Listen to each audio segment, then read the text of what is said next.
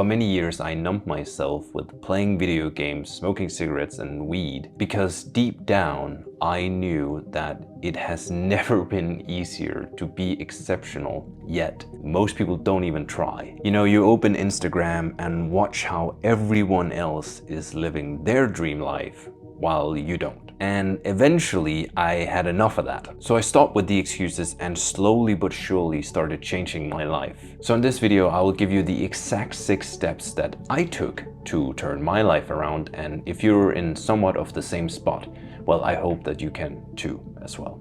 Number 1, the 4 invisible forces that's holding you back. Now, I used to make up basically any form of excuse. No energy, no time, no opportunities. The truth is that we all already have everything that we need in order to get what we want. There's people out there that has your exact dream life, that has achieved the exact outcome that you want. So it's possible. You have your phone, you have AI, you have the internet and social media all available to you. So the question is, why do most people not make it? Well, what I have found is that those people have a flawed mindset and belief system. And there's 4 invisible forces that is hijacking your brain on a daily basis that you're not even aware of. So let me explain. So the first one is what I like to call the inner tug of war. This was by far one of my biggest mental enemies, and I didn't even know about it. You know how like you plan to work on a big project, or now is the time to go all in on something, but then at the end of the day,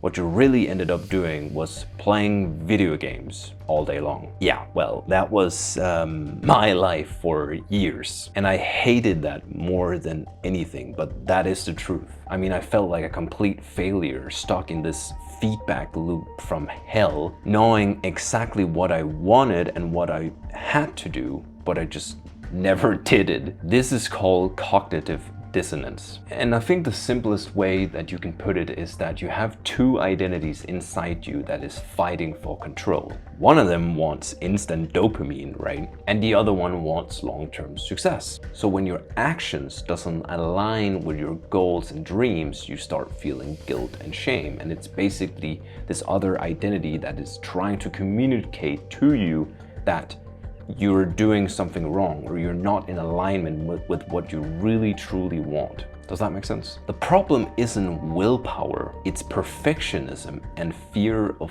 failure that's holding you back. But don't worry, we will fix this in step 5. So number 2 is the paradox of opportunity. I'm sure you can relate to this, where people are assaulting you with how to get in shape or how to make money, or you should start this business, you should do this or that.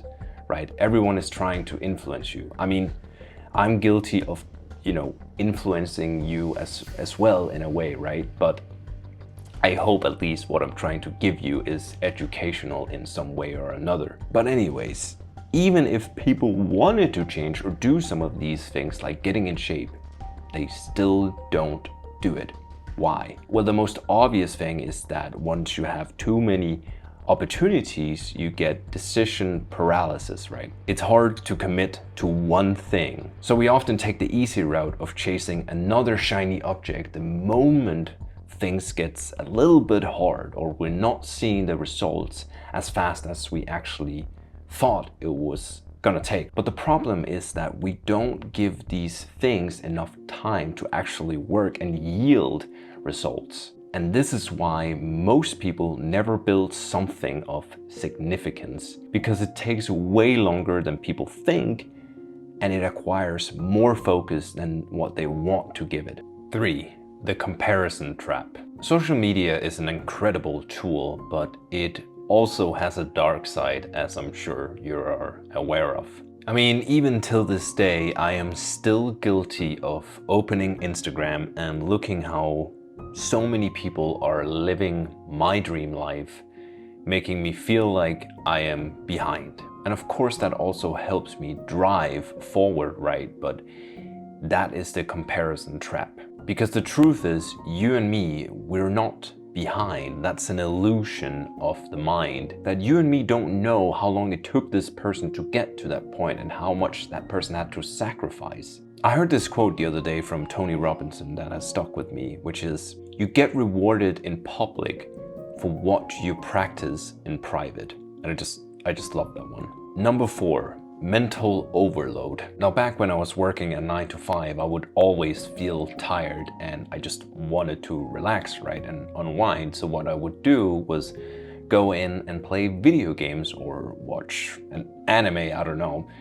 But there's a problem with this. Most people, including myself, think that this type of behavior is relaxing, right? And it might feel like that, but the truth is that you're still engaging fight or flight mode when you're doing these stimulating behaviors. When you don't truly allow your mind to relax, you stay in this perpetuate cycle of exhaustion and avoidance of the things that you actually want to be working on, which is why you always feel tired. And then it taps back into the first problem I told you about, which is the inner tug of war, right? Where you opt for the easy solution rather than the hard one. The thing is, you actually need to allocate time for your mind to truly relax and engage the parasympathetic nervous system. Personally, I use breathing techniques and meditation or just going for a walk, and it doesn't need to be a long time.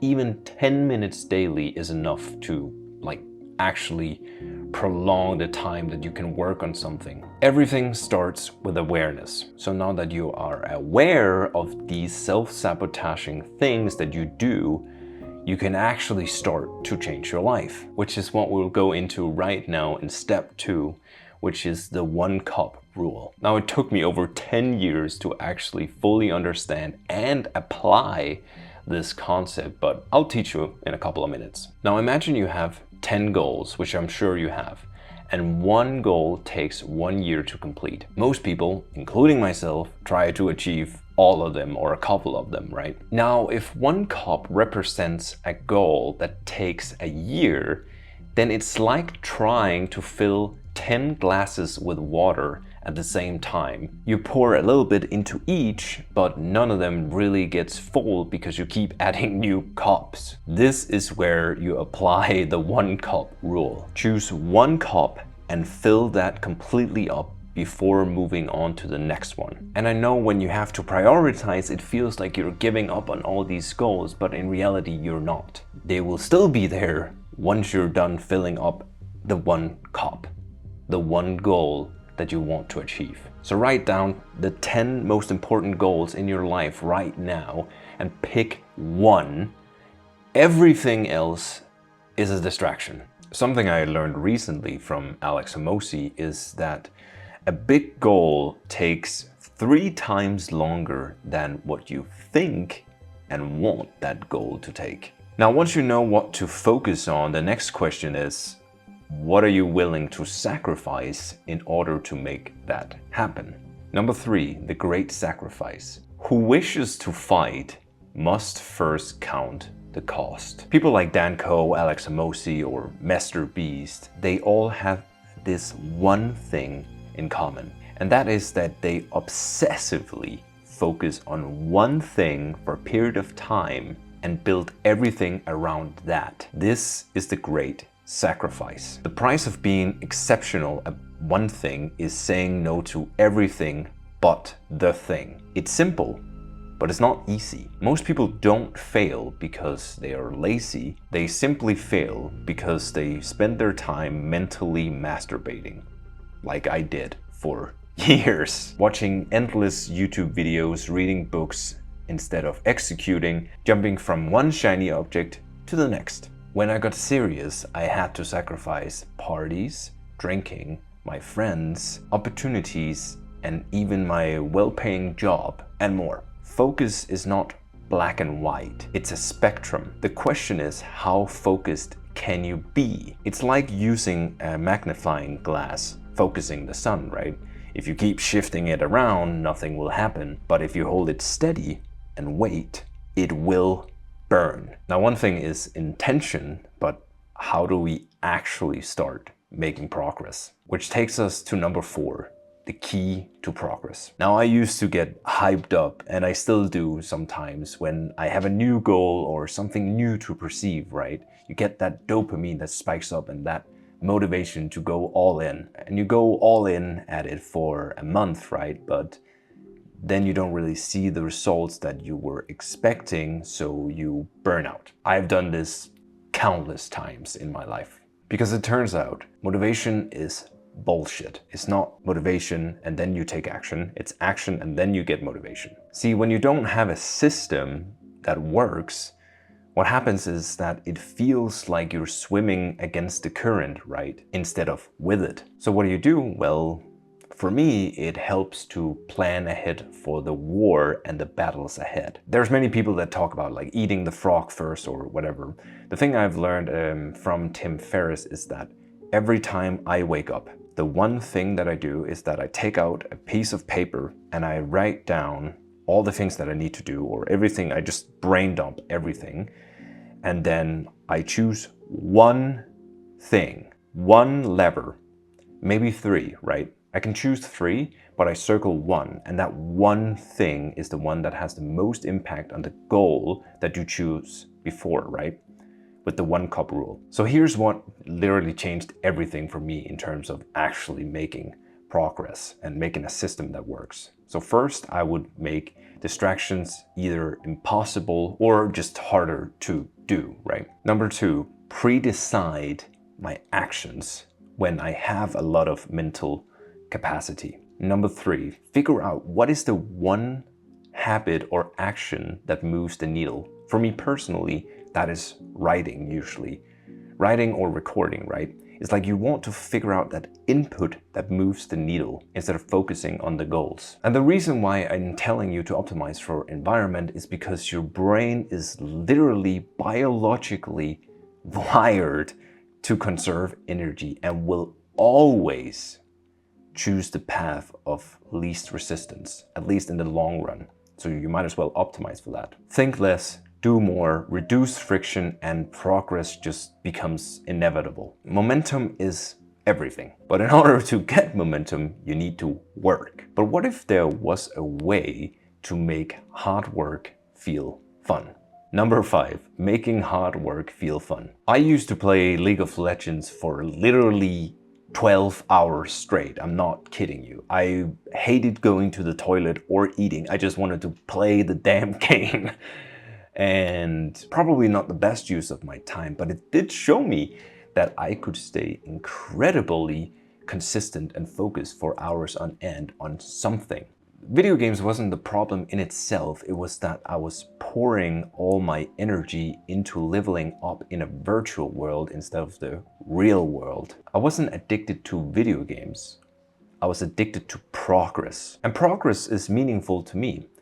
Now, many people tell you that meaning is finding your passion or purpose, but that is the wrong question to ask when you're lost or you don't know where to start. So forget about passion and purpose and literally just try and follow your curiosity and interest instead. When you follow what genuinely actually interests you, hard work will start to feel like play. Just like playing a video game is fun. Now, one of the main reasons why video games are so damn addicting is because they guarantee flow state. So here's how you can apply the same rules video games follow to guarantee flow state, or at least optimize for it. So first, you want to set clear, measurable goals. So for example, for me, when I have to do these YouTube videos, I have a specific goal of writing for an hour every single day, or it could be 200 words. It could be like, it just needs to be measurable and clear and input based. Then you want to break tasks into small wins. Like for example, if it's 200 words, you write it down on a piece of paper. And once you're done, you cross it out, because what happens is that you get that instant dopamine that your brain just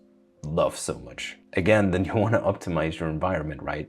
Remove every distraction, because the only way to enter flow state is if you focus on the thing, and distractions is the killer of flow state. When you start designing and treating work like a game, your brain literally rewires itself so that it starts enjoying it. Everything, even hard work, beats boredom. But there's one final trap that you must avoid that even Olympic medalists fall into. Number 6, the truth of growth. I remember how much effort and time I put into reaching 1,000 subscribers on YouTube. And when I hit that goal, I was over the moon, right? But the next day I was like, okay, cool. So now what? I guess I'll go for 10,000, right? And that is the hedonic treadmill, which is essentially that every time you achieve something, your brain adapts, making it feel like it's never enough. And you just perpetually increase the goal, whether it's YouTube subscribers or it's money, right? Unless you're actually aware of this happening. There's this well-studied phenomenon called post-Olympic blues. So what these studies shows is that Olympic gold medalists, even after they won the highest form of achievement that I probably worked their entire life to achieve, they experience either a harsh form of depression or like a small form of depression after doing that or achieving that. And it's because their whole identity was tied to this external goal. So once they achieve that, it's like, now what? The only real way to get off the hedonic treadmill is doing 3 things. You need to find meaning in the process, not the outcome in itself. You want to measure backwards. It's always you versus you, right? So if you keep comparing yourself to who you were yesterday, then you're always moving forward, hopefully, right? So instead of focusing on the outcome, try and focus on the person or the character you're trying to shape, just like in a video game. Because the sad truth is that if you tie your value or your identity to an external outcome, you will never feel like you're good enough or it is good enough. And the thing is, you don't need more tutorials. You don't need to learn more. You don't need essentially to watch more of these videos. What you need is execution and action. And you've been told this a billion times, but I'm gonna tell you again until you actually start taking action, because that is the key. Like, I have overthinked my entire life, and it wasn't until recently that I understood that the key to everything that you want is execution. And you will fuck up and you will fail. The sooner you start before you're ready, you fail faster, you learn faster, and then you can iterate. And then you just repeat that process, because guess what? Once you do that, you'll get ahead of 99% of people that didn't even start in the first place. Growth is messy, it's painful, and it's frustrating, but it's meaningful. At least it is to me. And to sum this whole video up, I really like this quote from Lao Tzu, which is that a journey of 1,000 miles always start with a single step. So start taking action today, please.